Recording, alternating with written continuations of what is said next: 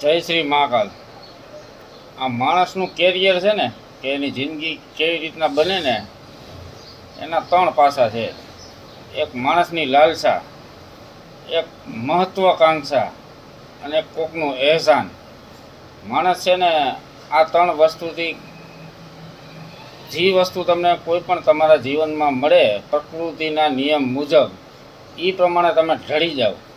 આ એક સંસારનો નિયમ છે અને હર કોઈ માણસ એમાંથી જ પસાર થાય છે.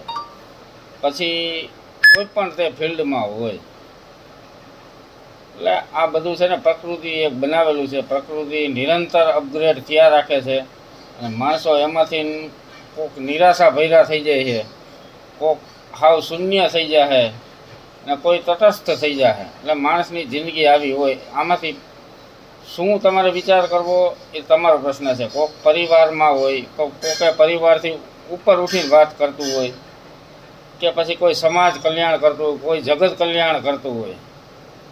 એટલે જેવી જેની વિચારસરણી. અને માણસો છે ને એક સ્થિર મગજના છે, કે કોઈ પણ વસ્તુ બાબતથી વયા જાય તો એ બાજુ બધા દોરીને વયા જાય. એટલે એવું છે બધું. એટલે અમુક પ્રકૃતિના તમે નિહાળો તો એમાંથી તમને તમારો જવાબ એમાંથી જ મળશે. ઈશ્વર અથવા શું છે ને એ તમને ત્યાંથી મળશે.